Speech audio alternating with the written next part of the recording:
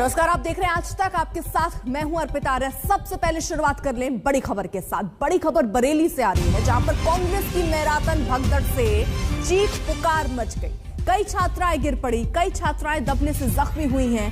3 छात्राओं को एम्बुलेंस से अस्पताल भेजा गया। सड़क पर बच्चों के जूते चप्पल बिखरे दिख रहे हैं। कांग्रेस नेता और पूर्व मेयर सुप्रिया एरन साजिश का इशारा कर रही हैं। कहा कि कांग्रेस के बढ़ते जनाधार के डर से गड़बड़ी फैलाने की साजिश हो सकती है। हिमांशु मिश्रा हमारे साथ, हमारे सहयोगी इस वक्त जुड़ चुके हैं। हिमांशु, ये जरा पूरा घटनाक्रम बताइए, कैसे हुआ ये सब? देखिए, बिल्कुल कांग्रेस की तरफ से जो है मैराथन कराई जा रही थी। उस मैराथन में बच्चियों को, जो छात्राएं हैं वो भाग लेने आई थी और भीड़ इतनी ज्यादा थी कि उसके लिए पूरी तरीके से शायद इंतजाम जो है वो नहीं किए गए थे जो आयोजक थे उनकी तरफ से। और उसके बाद जैसे ही मैराथन शुरू हुई तो बच्चियों ने जब भागना शुरू किया तो उसमें कहीं भगदड़ हो गई और उसमें कुछ बच्ची जो है जख्मी हुई है। 3 बच्चियों को जो है एम्बुलेंस के जरिए जो है हॉस्पिटल लेके जाया गया है। और सुप्रिया एरन, जो वहाँ की पूर्व महापौर है, उन्होंने ये कहा है कि देखिए, इसके पीछे कोई साजिश हो सकती है। इस तरीके के बयान जो है वो अगर आते हैं, उससे अच्छा ज्यादा ये रहता कि आयोजक जो है ज्यादा अच्छे इंतजाम करते। जब उन्हें ये मालूम था कि मैराथन हो रही है और मैराथन में कितने बच्चों की संख्या जो रहने वाली है, ये इसको देख के इंतजाम होने चाहिए था। शायद मुझे लगता है कि किसी तरीके से जो है इंतजाम वो शायद ठीक नहीं रहे होंगे, क्योंकि बच्चियों की संख्या बहुत ज्यादा है। और उसमें ये कहना कि कांग्रेस की बढ़ते जनाधार को लेकर कोई साजिश हो सकती है, तो इसको जब तक जांच ना हो जाए, इस तरीके के बयान जो है वो किसी भी राजनीतिक पार्टी की तरफ से नहीं आने चाहिए। अरे वांशु, बड़ा सवाल तो ये भी है कि कोरोना की स्थिति को देखते हुए इसकी इजाजत भी क्या मिलनी चाहिए, क्योंकि तस्वीरें हम देख रहे हैं, बच्चे हैं जिनको अभी देखिए पहली डोज लग रही है, इम्यूनिटी भी कई बच्चों में नहीं बनी होगी। और यहाँ पर देखिए कितने बच्चे, सैकड़ों दिख रहे हैं बिना मास्क के एक साथ, इतनी गैदरिंग, क्या इसकी इजाजत मिलनी चाहिए? देखिए, ये बिल्कुल बड़ा सवाल है। जब कोविड इस तरीके से बढ़ रहा है, पिछले 1.5-2 हफ्ते के अंदर कोविड के केस लगातार बढ़ते जा रहे हैं पूरे देश में, ना सिर्फ उत्तर प्रदेश में, तो उसको लेकर प्रशासन को भी सजग रहना चाहिए। और अगर इतनी बड़ी गैदरिंग हो रही है और उसमें बच्चे ज्यादातर हैं जिनको पहली डोज भी नहीं लगी है, तो ऐसे में कहीं ना कहीं प्रशासन भी की भी कमी है और आयोजकों की भी, कि इतने बड़ी संख्या में जो है वो जो है आयोजन किया जा रहा है, उसमें भी मैराथन दौड़ का आयोजन। तो कहीं ना कहीं इतना जरूर करना चाहिए था कि कोविड की जो गाइडलाइन है, जो प्रिकॉशंस हैं, उनको पूरा करना चाहिए था। बच्चों को मास्क देना चाहिए था, सैनिटाइजर, ये सारी चीजें भी जो है पूरी तरीके से, मुझे लगता है जिस तरीके से हम लोग वीडियो देख रहे हैं उसमें पर्याप्त नहीं है। और कोविड की गाइडलाइंस का भी है जो है वो पालन नहीं किया गया है। तो एक तरीके से ये प्रशासन को भी देखना चाहिए और उस राजनीतिक पार्टी को भी देखना चाहिए जो इस तरीके के आयोजन करा रहे हैं। कई लोगों को चोट भी लगी, कई छात्राएं जिनको चोट लगी है अस्पताल में भर्ती कराया गया है, तो ये स्थिति यहाँ पैदा हुई है। और इस बीच देखिए, कांग्रेस नेता और पूर्व मेयर सुप्रिया एरन इसे साजिश बता रही है, कह रही साजिश हो सकती है। तीर्थ यात्रा के लिए लोग वैष्णो देवी गए थे, वहाँ क्या हुआ, उसको आप क्या कहेंगे? ये इंसानी फितरत होती है कि हम आगे बढ़ते हैं, पहले हम आगे बढ़ें। यहाँ तो ये छोटी बच्चियाँ हैं, अभी स्कूल में पढ़ी रही हैं, तो थोड़ा बहुत भागदौड़ हो गई। आप लोगों से मेरी गुजारिश है, क्योंकि मैं खुद मीडिया से हूँ, मेरी अपने मीडिया के भाइयों से गुजारिश है, प्लीज अगर किसी के साथ कोई किसी को ऐसा बुरा लग गया हो तो मैं सब अपने कांग्रेस की तरफ से माफी मांगना चाहती हूँ। बढ़ रहे आगे, उधर दिल्ली में वीकेंड कर्फ्यू का दौर लौट आया है। दिल्ली आपदा प्रबंधन प्राधिकरण यानी डीडीएमए की बैठक में यह फैसला लिया गया। दिल्ली के डिप्टी सीएम मनीष सिसोदिया ने यह ऐलान किया। कोविड के बढ़ते केस को देखते हुए केजरीवाल सरकार ने यह फैसला किया। सिसोदिया ने यह भी ऐलान किया कि बस और मेट्रो पूरी क्षमता के साथ चलेंगे, लेकिन यात्रियों को मास्क पहनना अनिवार्य होगा। फैसले के मुताबिक सरकारी दफ्तर वर्क फ्रॉम होम चलेंगे, सिर्फ जरूरी सेवा से जुड़े लोग ही दफ्तर जाएंगे। निजी दफ्तर 50% क्षमता से काम करेंगे। तो शुक्रवार रात 10 बजे से सोमवार सुबह 5 बजे तक ये कर्फ्यू, सरकारी दफ्तर वर्क फ्रॉम होम किया गया है। जरूरी सेवा से जुड़े लोग ही केवल दफ्तर आ पाएंगे। वहीं निजी दफ्तर के लिए भी यहां पर निर्देश 50% यानी 50% क्षमता से ही निजी दफ्तर खुलेंगे। मेट्रो पूरी क्षमता के साथ चलेगी, बिना मास्क मेट्रो में एंट्री नहीं मिलेगी। तो ये वीकेंड कर्फ्यू शुक्रवार रात 10 बजे से सोमवार सुबह 5 बजे तक लागू रहेगा। और इसी के साथ साथ कई दिशा निर्देश भी दिए गए। मेट्रो भी पूरी क्षमता से खोलने की बात कर दी गई। डीडीएमए की बैठक को लेकर दिल्ली के उप मुख्यमंत्री मनीष सिसोदिया ने विस्तार से जानकारी दी और कहा कि बेहद जरूरी हो तभी घर से निकलें। बढ़ते हुए केसेस को देखते हुए सरकार भी इस बात को लेकर चिंतित है कि ये बहुत तेजी से ना फैले। इसको जितना नियंत्रित किया जा सके, क्योंकि इसकी कोई डायरेक्ट दवाई तो है नहीं, तो इसको जितना हम नियंत्रित कर सकें, इसके बढ़ने की स्पीड को जितना हम नियंत्रित कर सकें, उतना हम इसको ठीक से मैनेज कर सकते हैं। तो इसलिए आज डीडीएमए की बैठक में सरकार ने कुछ फैसले लिए। उसमें सबसे इम्पोर्टेंट है कि दिल्ली में सैटरडे और संडे को यानी वीकेंड्स पर अब कर्फ्यू रहेगा। तो लोगों से अपील है कि कर्फ्यू के दौरान बाहर ना निकलें। बहुत ज़रूरी होने पर हॉस्पिटल या कोई बहुत एसेंशियल ज़रूरत पर ही बाहर निकलें, लेकिन सैटरडे संडे को कर्फ्यू का पालन करें, घर में रहें, वर्क फ्रॉम होम करें या परिवार के साथ बैठें। दूसरा, केसेस ना बढ़ें, इसलिए ये भी फैसला लिया गया कि जितने भी गवर्नमेंट ऑफिसेज हैं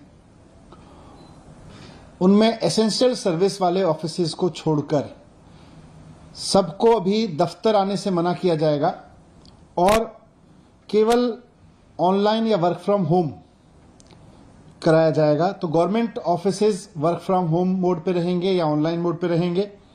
प्राइवेट ऑफिसेज को 50% अलाउ किया जाएगा। वो 50% कैपेसिटी ऑफलाइन रखें और 50% ऑनलाइन या वर्क फ्रॉम होम रखें। एक और समस्या अभी पिछले दिनों में आ रही थी कि जो हमारे बस स्टॉप्स हैं दिल्ली में, लोग क्योंकि किसी न किसी काम से बाहर निकल ही रहे हैं, तो जो बस अड्डे हैं, बस स्टॉप्स हैं, बस स्टैंड हैं छोटे छोटे, और जो मेट्रो के स्टेशंस हैं, वो सुपर स्प्रेडर बनने का खतरा आ रहा था, क्योंकि आधी संख्या कर दी गई थी मेट्रो में कैपेसिटी की और साथ साथ बसेस में भी कैपेसिटी की, वो आधी कर दी गई थी संख्या। और उसकी वजह से मेट्रो स्टेशंस पर बहुत लंबी लंबी लाइनें लग रही थी, बस स्टॉप्स पर बहुत लंबी लंबी लाइन लग रही थी, वहां भीड़ हो रही थी, कई जगह भीड़ अनियंत्रित भी हुई। और ऐसे में कोरोना ओमिक्रॉन जो है वो सुपर स्प्रेड हो सकता है वहां से। इसलिए इसको देखते हुए ये भी फैसला लिया गया कि बसें और मेट्रो पूरी कैपेसिटी पे चलेंगी, लेकिन एक भी व्यक्ति को बिना मास्क के अंदर अलाउ नहीं किया जाएगा। तो अगर आप बस में जा रहे हैं या मेट्रो में जा रहे हैं तो बिना मास्क के आपको किसी भी कीमत पर अलाउ नहीं किया जाएगा। ना सिर्फ चढ़ना बल्कि वहां यात्रा करना भी अलाउ नहीं होगा। लेकिन क्या हो रहा है कि अब जो हमने चेक करना था, रैंडम चेकिंग करनी थी, वो कर ली। अब तो सिर्फ हॉस्पिटल्स के सैंपल्स जा रहे हैं और एक्सपर्ट्स का ये कहना है कि अब जितना भी फैल रहा है ये ओमिक्रॉन ही है, इसको मान के चलिए ओमिक्रॉन का ही ज़्यादा फैला हुआ। अभी उसके बाद कोई डेटा नहीं आया था? अभी डाटा नहीं है इसके सर, अभी जो स्थिति है और अभी इस तरह से बढ़ती रहती है तो कुछ और मतलब पाबंदियाँ हम दे सकते हैं? पाबंदियाँ लगा दी ना कि भाई देखिएगा, वीकेंड कर्फ्यू दिल्ली के अंदर, सैटरडे संडे कर्फ्यू रहेगा, फुल कर्फ्यू रहेगा और सरकारी दफ्तर सारे छुट्टी कर दी गई है। सिर्फ एसेंशियल सर्विसेज जैसे कि पानी के विभाग हैं, बिजली के विभाग हैं, जो एसेंशियल सर्विसेज, हेल्थ डिपार्टमेंट है, वो खुलेंगे। प्राइवेट के अंदर 50% ऑक्यूपेंसी से काम करना होगा। सर,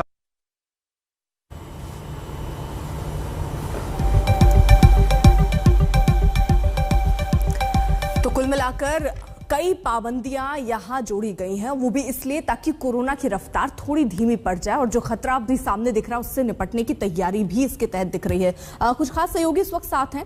श्रेया चटर्जी हमारे साथ, हमारे सहयोगी हैं, और पंकज जैन भी हैं। अब जरा एक बार फिर से आपको सुनवा देते हैं कि सत्येंद्र जैन अब से थोड़ी देर में आए तो क्या कहा। इसीलिए पूर्ण लॉकडाउन नहीं किया गया है, उसको पूरा संजीदगी से देखा जा रहा है। वीकेंड में वैसी छुट्टी होती है, एक दिन की छुट्टी होती है, तो वीकेंड कर्फ्यू लगाया गया ताकि 2 दिन का गैप आ सके। सर, गैप को लेकर जो अलर्ट लगाया जाने का इसके बाद का जो स्टेप होता है एम्बर अलर्ट का, क्योंकि और सारी पाबंदियां हैं, जैसे डीटीसी या प्राइवेट जो बसें हैं उनको 30% पे करने के लिए सैलून बंद कर दिए जाएं, क्योंकि 8% से ज्यादा पॉजिटिविटी हो गई है। तो देखिएगा, सिर्फ पॉजिटिविटी पे नहीं जाइएगा, हॉस्पिटल बेड ऑक्यूपेंसी, कितने लोग सीरियस हो रहे हैं, कितने अस्पताल जा रहे हैं, वो बहुत इंपॉर्टेंट है। हमारे नेक्स्ट लेवल पे ये था कि कम से कम 500 बेड 7 दिन तक, 500 बेड तो अभी भी नहीं पहुंचे, तो 500 बेड की ऑक्यूपेंसी 7 दिन तक लगातार रहने पे नेक्स्ट लेवल था। तो सर साथ ही मजदूरों को लेकर मजदूर अक्सर पलायन कर जाते हैं, वीकेंड का वक्त है, कहीं उन्हें ये अफवाह तो नहीं, उनके अफवाह को दूर करने के लिए, शंका को दूर करने के लिए बिल्कुल क्लियर कट कह रहे हैं कि दिल्ली में कोई लॉकडाउन नहीं लगाया जा रहा फॉर द टाइम। सर तो मजदूरों को घबराने की जरूरत नहीं है सर, उनकी आर्थिक मदद की जाती रहेगी। कंस्ट्रक्शन जो है, कंस्ट्रक्शन को किसी तरह नहीं रोका गया, कंस्ट्रक्शन जैसे पहले चल रही थी चलती रहेगी। सर क्या टोटल लॉकडाउन जैसा कुछ आगे हो सकता है, क्योंकि लगातार संक्रमण दर बढ़ रहा है दिल्ली का? मुझे ऐसा लगता है कि बहुत ज्यादा पैनिक क्रिएट नहीं करना चाहिए। आपसे कल भी मैंने रिक्वेस्ट की थी कि मुझे ऐसा लगता है मीडिया खुद चीजों को बढ़ा चढ़ा के बहुत ज्यादा कोशिश कर रहा है कि किस तरह लॉकडाउन कैसे लगे, कैसे, मुझे नहीं, आराम से बताना चाहिए। दिल्ली के अंदर अभी सिचुएशन बिल्कुल कंट्रोल में है। तो सत्येंद्र जैन को आपने सुना, जिन्होंने कहा कि लॉकडाउन की स्थिति नहीं है, वीकेंड कर्फ्यू जरूर लगाया गया है, अभी ऐसा कुछ नहीं सरकार ने सोचा है। श्रेया चटर्जी हमारे साथ, हमारे सहयोगी इस वक्त जुड़ी हुई हैं। श्रेया, यानी किस किस तरीके के निर्देश दिए गए हैं, जरा वो क्लियर कीजिए, क्योंकि मेट्रो में पहले एक क्षमता 50% थी, अब उसको भी बढ़ाया गया है। देखिए, जो पहले मेट्रो और में स्पेसिफिकली पाबंदी थी वो ये था कि जो 50% सीटिंग है सिर्फ वही अलाउ किए जाएंगे, लेकिन इसके चलते हमने देखा कि कैसे मेट्रो स्टेशन के बाहर भीड़ बढ़ रही थी, लोग सोशल डिस्टेंसिंग का पालन नहीं कर रहे थे, और उसको नजर रखते हुए अब ये कहा गया कि फुल कैपेसिटी में मेट्रो में लोग जा सकते हैं, लेकिन मास्क लगाना जरूरी है। तो ये एक निर्देश आया है, और जो दूसरा है वो वीकेंड कर्फ्यू का है। 7 जनवरी के बाद से वीकेंड कर्फ्यू दिल्ली में लागू हो जाएगा। इसके अलावा जो सरकारी दफ्तर है उसमें सिर्फ एसेंशियल सर्विसेज ही काम करेंगे, और जो निजी दफ्तर है वो सिर्फ 50% में ही काम कर सकते हैं। ये दिल्ली के जो पॉजिटिविटी रेट है उसको मद्देनजर रखते हुए आज फैसला लिया गया है डीडीएमए के बैठक के बाद। ठीक है, पंकज जैन भी हमारे साथ जुड़ चुके हैं। पंकज, सत्येंद्र जैन ने ये तो बता दिया कि लॉकडाउन की स्थिति अभी नहीं दिख रही है, ऐसा सरकार इस मूड में नहीं है कि लॉकडाउन लगाया जाए, लेकिन क्या रेड अलर्ट के बारे में कोई जानकारी दी? स्थिति को देखते हुए क्या रेड अलर्ट के बारे में सोच रही है सरकार? देखिए अर्पिता, यहाँ पर इस बात को समझना बेहद ज़रूरी है कि देश की राजधानी में ग्रेडेड रिस्पांस एक्शन प्लान तैयार किया गया था, और इसके तहत येलो अलर्ट दिल्ली में पहले से ही लागू कर दिया गया था।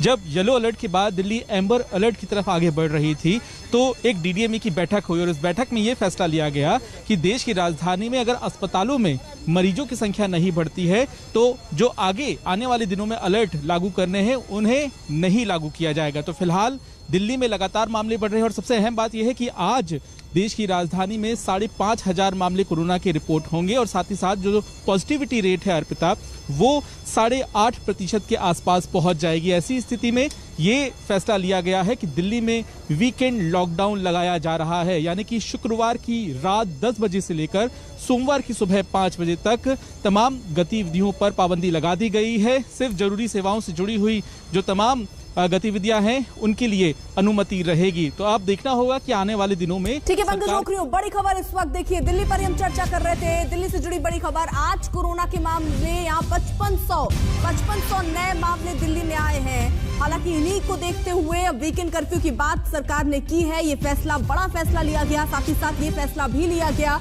कि सरकारी दफ्तरों में वर्क फ्रॉम होम कर दिया जाए, और जो निजी दफ्तर है वो 50% की क्षमता के साथ खुले। अब राजधानी में अगर इसी के साथ संक्रमण की दर देखें तो 8.5% राजधानी में अब संक्रमण की दर पहुंच चुकी है।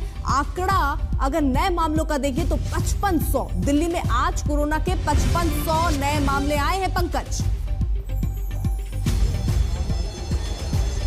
बिल्कुल, आज दिल्ली में जो संक्रमण दर है, पॉजिटिविटी रेट जिसे कहा जाता है, वो 8% का आंकड़ा पार कर चुका है। कल ये 6.5% था, यानी कि महज 24 घंटे के भीतर 2% का जंप पॉजिटिविटी रेट ने किया है। तो ये एक चिंता की बात रही, और इसी चिंता का जिक्र एक्सपर्ट भी कर रहे थे डीडीएमए की बैठक में, और इसलिए ये जरूरी हो जाता है कि भीड़ को कंट्रोल किया जाए। बाजार में ज्यादातर लोग पहुंच रहे थे, तो ऐसे में वीकेंड के दौरान जो भीड़ बाजारों में दिखनी शुरू हो गई थी, उस भीड़ को कंट्रोल करना जरूरी हो गया था। अब सरकार ने न सिर्फ बाजारों में बल्कि जो सरकारी दफ्तर हैं वहां पर भी अपने कामकाज को सीमित कर दिया है। तो ऐसी स्थिति में देखना होगा कि आने वाले दिनों में क्या अस्पतालों में जो गंभीर मरीज है उनकी संख्या बढ़ती है। फिलहाल जो आंकड़े हमारे सामने हैं अर्पिता, दिल्ली में तमाम जो कोरोना के मरीज हैं उनकी संख्या 400 से ज्यादा है, और इनमें वो तमाम मरीज भी हैं जो विदेश से आ रहे हैं, कोरोना पॉजिटिव पाए जा रहे हैं। इनमें वो मरीज भी हैं जो आसपास के राज्यों के हैं। तो ऐसी स्थिति में सरकार की सबसे बड़ी चिंता इसी बात को लेकर है कि अस्पतालों में जो मरीज भर्ती हो रहे हैं उनकी संख्या क्या तेजी से बढ़। ठीक है, बिल्कुल। यानी देखिए, ये एहतियाती कदम जो है सरकार ने उठाया। 5500 केस, नए केस दिल्ली में आए हैं, इसीलिए अभी फिलहाल वीकेंड कर्फ्यू की बात की गई है। लेकिन सत्येंद्र जैन अभी ये कह रहे हैं कि दिल्ली में लॉकडाउन की स्थिति पर वो विचार नहीं कर रहे हैं। हमारे दो सहयोगी हमारे साथ हैं, आपका बहुत बहुत शुक्रिया।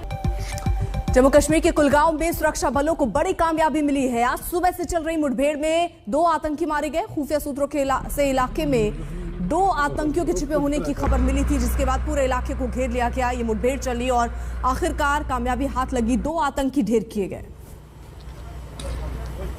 तो जम्मू कश्मीर के कुलगांव में जानकारी मिली कि कुछ आतंकी छिपे हो सकते हैं। उसके बाद पूरे इलाके को घेर लिया गया, सर्च ऑपरेशन चलाया गया और उसके बाद मुठभेड़ की शुरुआत हुई और आखिरकार ये 2 आतंकी बताए गए जिन्हें ढेर कर दिया गया। कुछ और इलाके में आतंकी छुपे और हो सकते हैं, इसलिए पूरे इलाके में अभी भी सर्च ऑपरेशन चल रहा है।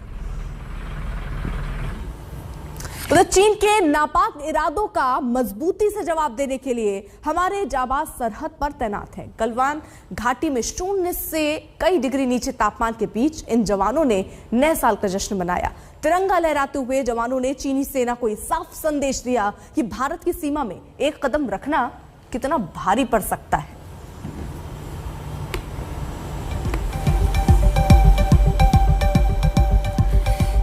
तो तिरंगा लहराकर जवानों ने मनाया नए साल का जश्न। ये तस्वीरें सामने आई और ये दिखाती हैं कि किस जाबाजी के साथ इस तापमान में भी ये जवान वहां पर डटे हुए हैं।